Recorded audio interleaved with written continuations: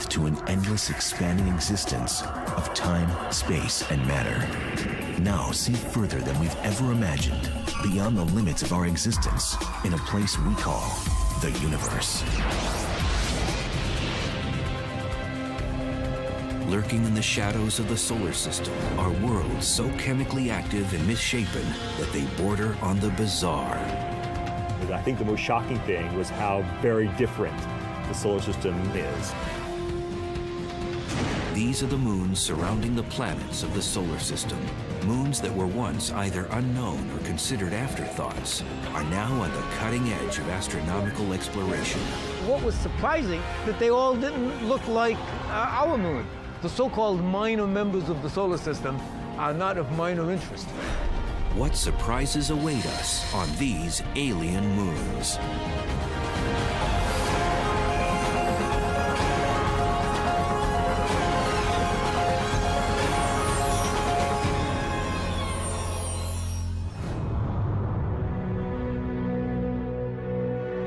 Our solar system has always been fertile ground for science fiction writers. But with exponential advances in telescopic technology and close encounters by unmanned probes, the curtain has now been lifted on a new ballet of moons. Most of which are going one way around, some of which are going the other way around, all at different rates, passing one another, the inner ones passing the outer ones. For nearly half a century, it was believed the solar system was home to only 32 moons. They ranged in size from Jupiter's moon, Ganymede, larger than the planet Mercury, to small asteroid-shaped ones like the Martian moons, Phobos and Deimos. That number has exploded. In 2007 alone, scientists announced the discovery of 20 new moons around Jupiter, 1 around Saturn, and 3 around Neptune.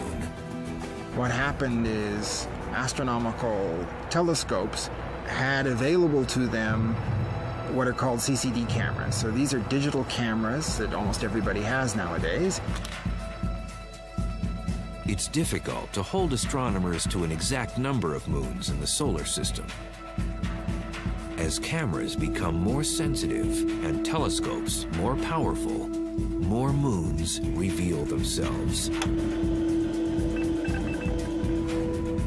Moons are classified in 2 distinct ways. Those, like our moon, travel in nearly circular orbits above their planet's equators and are called regular moons. While our moon formed from an impact, all other regular moons coalesced from the gaseous stew surrounding their parent planets, a process known as accretion. The classic example of regular moons would be the Galilean moons of Jupiter: Io, Europa, Ganymede, and Callisto. The material that is going to form Jupiter too, but extended a little bit, that material accumulates into the moons. Moons that follow elongated orbits, highly tilted to their planet's equators, are called irregular moons. Most of these move in retrograde orbits, clockwise if their planet rotates counterclockwise. Phoebe, the newly discovered moon orbiting Saturn, is a perfect example. She began her celestial life as an independent traveler, orbiting the Sun before being captured by the more massive Saturn. Whether regular or irregular, moons must fall within the gravitational reach of their parent planet. The limit of these orbits is known as the heliosphere. This phenomenon is named after George William Hill, an American astronomer from the mid-1800s. So a heliosphere is this region around the planet that moves along with the planet, inside of which the gravity of the planet overwhelms the gravity of the Sun. The moons of Mars, Deimos and Phobos, operate very differently within the heliosphere. If the planet is rotating faster than the moon it orbits, like Deimos, the tidal forces between the two actually shove Deimos out further and further. Phobos, on the other hand, is rotating faster than Mars rotates. These small moons were discovered by American astronomer Asaph Hall in 1877. He named Phobos after the Greek god of fear and Deimos for the god of terror. Tom Duxbury was part of the Mariner 9 mission that first photographed the two potato-shaped moons in November of 1971. This was late at night in a cold, rainy, dark, dreary day, and I looked at this and I turned the picture sideways. It looked like a skull. And it was such an eerie thing.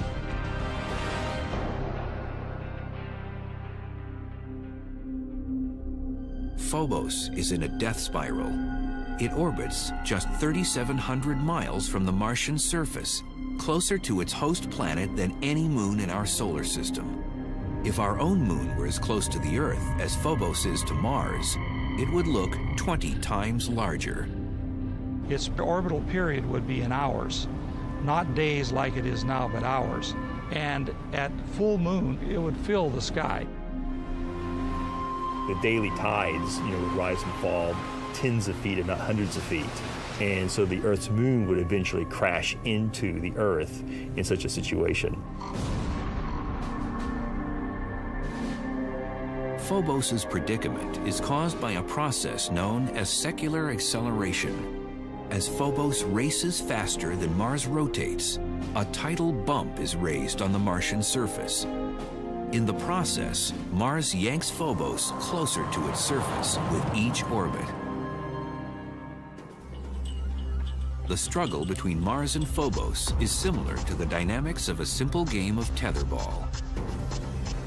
Imagine the ball as the moon, the pole as the planet, and the rope between the pole and the ball as the planet's gravitational pull.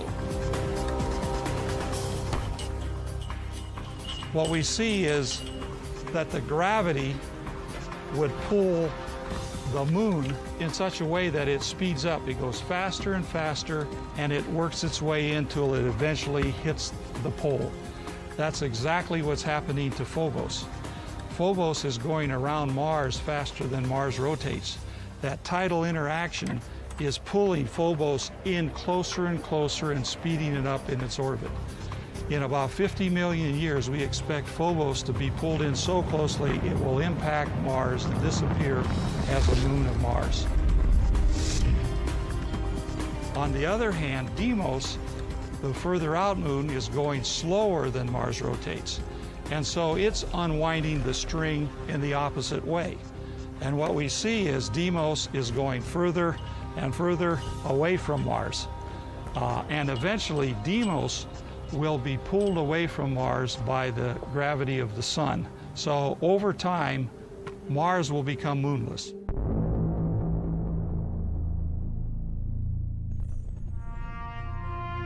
Because Phobos outpaces the rotation of Mars, it appears to rise in the west and set in the east. Instead of the planet turning quickly under it like our moon and most other moons, and thus having it rise in the east and set in the west, it races ahead of the rotation of the planet, and so it comes up on the western horizon and races ahead and sets on the eastern horizon. It will be another 50 million years before Phobos completely disappears.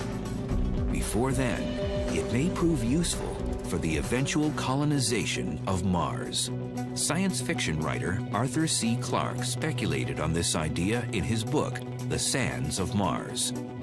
Although there is no real reason to colonize Phobos itself, its close proximity to Mars makes it a natural way station. From a gravity standpoint, it's much easier to go to Phobos, which has no gravity, than it is to fight the gravity of Mars to get down to its surface. From Galileo to Stanley Kubrick, the giant planets of the outer solar system have tantalized our imagination with their enormity. But in reality, exploring them is tantamount to suicide. The overwhelming pressure from Jupiter's massive atmosphere would make it almost impossible to function. But the moons of these behemoths may provide a more promising platform for exploration and even future colonization. Are these prisoners of Jupiter's gravity, hostile worlds with little chance of sustaining organic life? Or might they provide a safe haven for future generations of planetary explorers? Until recently, very little was known about the moons of the gas and ice giants. Most of them remained hidden in the glare of their parent planets. Today, modern telescopes and unmanned space exploration reveal a realm populated by a host of moons, from planet-like spherical worlds to misshapen ones barely 30 miles across. Jupiter, the largest planet in the solar system, is a moon magnet. Nearly 4.5 billion years ago, it began as a massive gas cloud collapsing in on itself.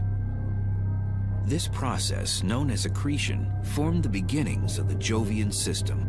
While nearly all the gas and spinning material went into forming Jupiter itself, a very small percentage clumped in small eddies within Jupiter's orbit. These miniature accretions solidified into Jupiter's regular moons, Io, Europa, Ganymede, and Callisto. As Jupiter coalesced, its massive gravity began adding to its menagerie, little remaining bits from the birth of the early solar system. The giant planets formed early in a gas-rich environment when there was lots of little flotsam and jetsam around the solar system still to be captured into orbit. The number of Jupiter's moons ranges from 60 to over 200, depending on who's counting. What's clear is, if you could stand at the edge of Jupiter's gaseous atmosphere and look to the heavens, you'd see a magnificent dance of lunar objects. It would look pretty cool to be able to see the moons. Every so often you'd see Io come by. Every second time Io comes by, you'd see Europa at the same time. And every 4 times Io comes by, you'd see Ganymede. One member of this Jovian cast is so battered by Jupiter's great mass that it's literally bursting from the inside out. In February of 2007, the New Horizons spacecraft, eventually bound for Pluto, focused its cameras on Io. About the size of Earth's moon, it orbits 263,000 miles from Jupiter's surface. What sets Io apart from the other Jovian moons is its spectacular volcanism. New Horizons cameras captured detailed photos of glowing lava scattered across Io's surface. A huge 200-mile-high dust plume rose above the surface of the molten moon. Io, like all Jupiter's regular moons, is named after a lover of the god Jupiter from Roman mythology. It was discovered by Galileo in 1610, first photographed by Pioneer 1 in 1974, and again by Voyager 1 in 1979. Its pulsating activity has puzzled and intrigued scientists for decades. Leaving Io is about a ton per second of material. Every second of every day. It's a phenomenal machine. I would like to go to Io, even though it would be very dangerous and hot and sulfurous. Io is too small to have maintained a molten core since its formation. Another mysterious process must be responsible for its heating. Io's entire interior may be molten because it's squeezed so much as it's orbiting around Jupiter. This process is known as tidal heating. The massive gravity of Jupiter is causing friction at the inner core of Io. Much like a sculptor needs a cold lump of clay, Jupiter is endlessly creating its own masterpiece. If a moon gets a little bit of tidal heating, it becomes malleable. It can be stretched out like clay and deformed by the gravity of the parent planet. The surface of the moon is cold. It breaks, like pulling clay apart quickly. It'll break. But the interior, where it's warm, can literally flow and stretch and be kneaded by the gravity of the parent planet. Most regular moons have circular orbits. To produce tidal heating, a moon must be in a more oblong orbit, where the distance from the host planet changes radically during a single revolution. The only way to produce these eccentric orbits is if another moon's gravity disrupts it. When a moon is in an eccentric orbit, a non-round orbit, it gets closer and farther from its parent planet. When it does, it gets squeezed, it gets pulled apart when it's closer. Io is in orbital resonance with its companion moons Europa and Ganymede, while Jupiter and Io struggle to find a synchronistic relationship. Europa and Ganymede are yanking Io in opposite directions. Jupiter yanks back, and Io gets stretched and squeezed in the process. The tidal heating on Io, which is responsible for its prodigious volcanoes, has a secondary side effect. It creates the largest stationary visible object in the solar system, a massive gas cloud 500 times the size of Jupiter. In 1990, Professor Michael Mandillo and his team from Boston University discovered a large gas cloud spanning the huge distance from one side of Jupiter to the other. They were the first to photograph the entire nebula, discover its origins, and the mechanism that keeps it growing. Now, Io is small, so it doesn't have much of an atmosphere. But these volcanoes are continually providing material that could be an atmosphere. But you might ask, well, why isn't have a tremendous atmosphere if all the volcanoes have been going on for eons? Well, it's because the material escapes. The key gas is sodium. Even though it only makes up 5% of Io's ejected materials, it's easily detectable by telescopes on Earth. Sodium emits an orange glow. In fact, sodium is commonly used to illuminate streetlights in many cities across the world. The sodium and the other gas molecules are pelted by light from the sun and electrons in Jupiter's powerful magnetic field. Electrons and protons are knocked off some of these particles and ionized. Now in plasma form, these ions are taken on a ride by Jupiter's powerful magnetosphere. Its speed increases dramatically because it's been picked up by the magnetic field. It's like they're taking a ride on a cosmic carousel. The magnetic field lines are the holes here, and then every now and then, a sodium atom gets picked up along with its an electron. And now I'm in the Jupiter plasma torus with all the other ions and electrons that have been captured previously. And the ions and the electrons recombine, the neutral is not confined by the magnetic field, and it goes off at a much higher speed. And that's enough to escape from Jupiter.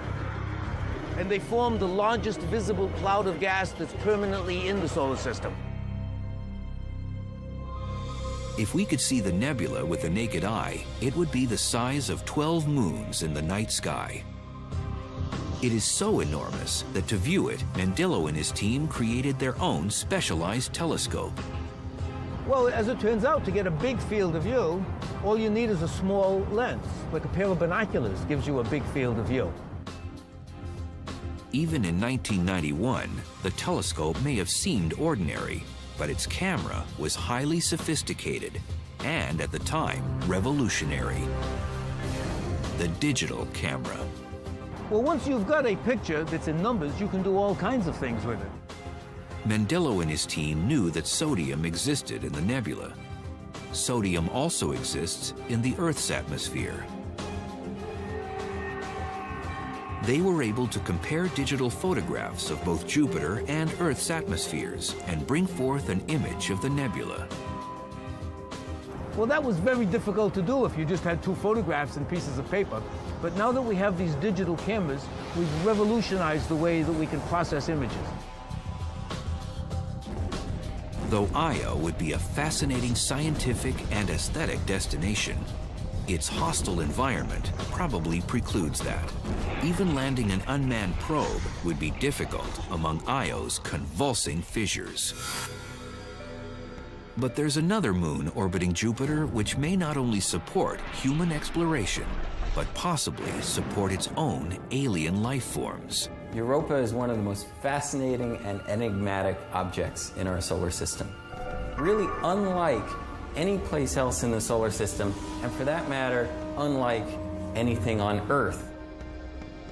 The surface features are such that there are cracks in the surface, there's mottled terrain, there's chaotic terrain, and it looks like icebergs in some areas. We know Europa is an alien moon. Could it be home to alien life forms as well? Europa orbits 400,000 miles from Jupiter's surface, about double the distance of Io. And like its convulsive cousin, it too is molded by gravitational tides. Jupiter has the greatest effect. Its mass, like a persistent lover, pulls the reluctant moon toward its surface. Europa resists with its own gravity, and they form a kind of symbiosis, hundreds of thousands of miles above the gas giant. But it's not just Jupiter tugging at Europa. Little Io and larger cousin Ganymede pull at Europa from different directions. It's the same orbital resonance that has such a dramatic effect on Io. However, the results are far different on Europa. Europa's surface is cold, minus 550 degrees Fahrenheit in some places. Yet there is heating. And what rises to the surface of Europa is also what makes the moon so exciting. Water. This water, actually a kind of glacial ice, is rising from an underground ocean and oozing out onto the surface, repaving it as a Zamboni does an ice rink. Europa's ocean is thought to be shallow, only about 10 or 15 miles below the surface. Water was the cradle of life on Earth. Could the same be true on Europa or other moons? Icy satellite oceans could be the most common habitat that exists in the universe. Earth's might be relatively rare, but icy satellites are probably plentiful. In February of 2007, the New Horizons spacecraft, on its way to Pluto and the outer reaches of the solar system, managed to fly close enough to Europa to send back some startling pictures. Seen only as the sun is rising or setting behind Europa are enormous geological patterns that have been dubbed crop circles. They are very large. If you were to, try to drive across one of the circles, you would very, gently go in and travel down to a location that's a few hundred feet lower than the surface you came up from, and then rise back up. The resemblance of Europa's crop circles to the mysterious ones that dot the countryside here on Earth ends when you consider their size. Each one is 2,000 to 3,000 miles in diameter. They're too shallow and uniform to be impact craters. Asteroids and comets come in different sizes and shapes. Europa's crop circles are remarkably similar geologically. Although nothing has been proven, it seems the great mass of Jupiter may once again be the culprit. The speculation is that the icy covering surrounding Europa is not tethered to the core of the moon. Rather, it's floating above the subsurface ocean, like a spherical iceberg. The polar region may be somehow shaped by Jupiter, and then over hundreds of thousands of years, slowly tugged toward the equator. This forms a line of small circle depressions dropping from the polar region toward the equator. If Europa's ice crust has similar structure to icebergs on Earth, most of it would be under the ocean's surface. This has huge implications for future exploration. It means there has to be something like 8 or 9 times that amount of ice underneath them to allow that kind of large-scale topography to exist. The iceberg theory lays to rest the belief that Europa's subsurface ocean can be easily tapped through a thin crust. Radar mapping and ultraviolet data will prove to be even more important before a Europa lander can make its way down to the surface. Future explorers will have to search out hotspots and places where this mysterious ocean has welled up through the surface, and from there try to find a way to dip into it. Those explorers may choose instead to set up a base of operations on Ganymede, Jupiter's largest moon. As Phobos might serve Martian exploration as a way station, Ganymede might do the same for the Jovian system. Larger than the planet Mercury, its gravity is closer to that of Earth's than any of Jupiter's moons. And though it's in orbital resonance with both Io and Europa, it's far enough away from Jupiter to be less affected by the gas giant's relentless tides. And at Ganymede, you could say, park in some nice big crater and build your domed, protected region, protected from the charged particles in the Jovian system, and make a pretty safe place to study not just Ganymede itself and its magnetic field and its interior and its geology, but the Jupiter system as a whole. Ganymede is the only moon in the solar system with its own magnetic field. To have this distinction, Ganymede must have sufficient mass and a hot inner core. Its mass is obvious, but where the heat is coming from is a bit of a mystery. Ganymede is affected by both Io and Europa's tidal forces, but measurements on its orbit indicate that it's round enough to avoid the squashing and stretching that its smaller cousins endure from Jupiter. So the thought is maybe something happened in Ganymede's past to change its orbit slightly, and maybe its eccentricity got kind of haywire for a little while and generated a lot of heat within Ganymede, caused the core to be hot. We don't really know. What we do know is that New Horizons' recent flyby of the Jovian system gave us a tantalizing glimpse at the wonders that await us on Jupiter's alien moons. Scientists look forward to the day a lander touches down on one of these moons and starts to uncover the secrets of these mysterious worlds. Another icy moon orbits the gas giant Saturn. It's too small to hold onto its own atmosphere, but that doesn't stop it from sapping the atmosphere of its parent planet. Enceladus, even though quite small, is named after a tribe of giants in Greek mythology. Like Io and Europa, Enceladus has an eccentric orbit around its parent planet, Saturn. The tidal forces of Saturn squeeze and knead this tiny moon and create heat at its core. But unlike Io, it doesn't regurgitate molten material that coalesces into a massive gas cloud.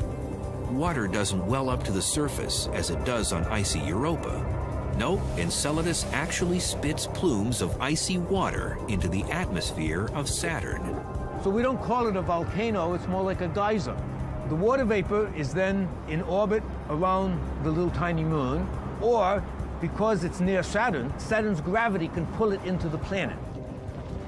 Interested by their work on the torus of Io, Michael Mandillo and his team at Boston University began to consider Enceladus's effect on Saturn's atmosphere. And it turns out that water is a wonderful catalyst to have the ions and electrons recombine. Before Cassini, scientists relied on computer models to determine atmospheric conditions surrounding Saturn. They indicated that Saturn should have a very robust ionosphere. Surprisingly, Cassini's data indicated that Saturn's ionosphere was only 10% of what computer models had predicted. It seems that the icy water ejected from Enceladus is neutralizing the charged particles in Saturn's ionosphere. Commit. Liftoff.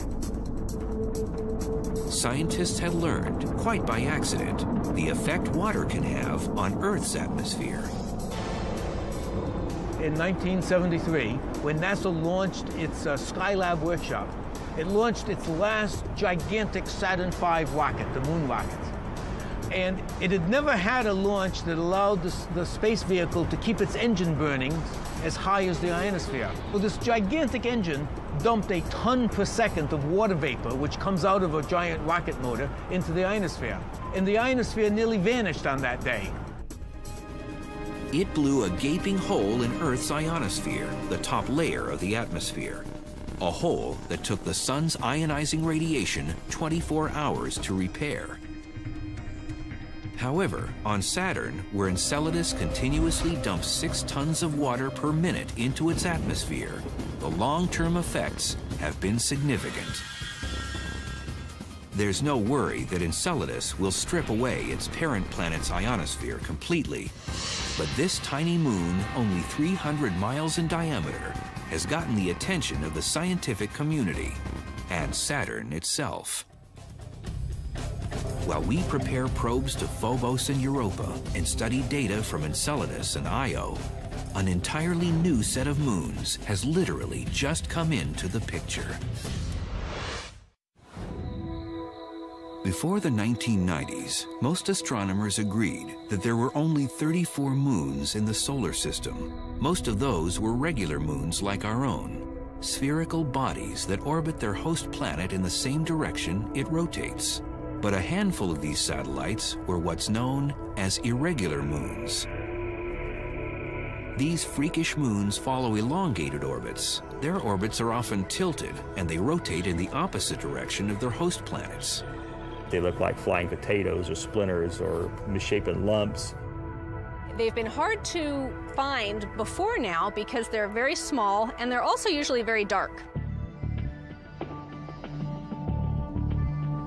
The advent of digital photography and the use of light-sensitive optics changed the lunar terrain within a decade. Dr. Brett Gladman from the University of British Columbia discovered his first irregular moon in 1997 at the Palomar Observatory. Since then, Dr. Gladman has brought to light 17 previously hidden objects in the solar system. So you detect objects in the outer solar system by observing them move relative to the background stars and galaxies, which are stationary. So if you take a picture of the sky and you wait an hour, and you take another picture of the sky, none of the stars and the galaxies will have moved, but distant objects in the outer solar system will displace by a visible amount between the two pictures. And so by comparing the two pictures, you can see, as we have here, a moving target. The object could be a comet or an asteroid, or, if it orbits a planet in a retrograde fashion, a new irregular moon. Another important distinction between regular moons and their irregular counterparts. Irregular moons are captured. That is, they formed independently of their host planet and most likely were part of the debris that originally formed our solar system. Phoebe, the largest irregular moon orbiting Saturn, is a classic example. Phoebe orbits Saturn very far out. It has a very elliptical and very inclined orbit. It orbits in a retrograde direction. Voyager images suggested that this thing looks like it could be an asteroid, and so people thought maybe it is a captured asteroid. Now we know from Cassini it's a very water ice rich body. That pretty much rules out the asteroid belt. The thinking is that Phoebe could very well have come from the Kuiper belt, way out in the outer reaches of the solar system. The Kuiper belt is thought to be the debris left over after the solar system formed. It revolves around the sun beyond the orbit of Pluto. However, another theory suggests something altogether different. It's much more likely that Phoebe formed in an independent orbit around the Sun and then was captured into orbit around Saturn, whereas most of the other objects that formed near Saturn's distance were either accreted by Saturn or ejected from the solar system. Phoebe would then be made of the planetary debris that was floating around Saturn at the time of its birth. And possibly it's made up of different material than some of the irregular moons orbiting Jupiter. If this is the case, astrogeologists may be able to discern and compare the different ingredients that birthed these two gas giants. Three main theories currently exist as to how Phoebe and its other irregular counterparts lost their independence. Two suggest the irregulars were captured as the solar system was still forming and the planets were still an accreting blob of gas and debris. The gas drag theory is the most straightforward. Thick gases were swirling around the accreting planet when a comet, asteroid, or a shattered combination of both passed through the gaseous mixture. We know that the giant planets built their regular satellite systems in a large accretion disk around each of the planets, sort of like a mini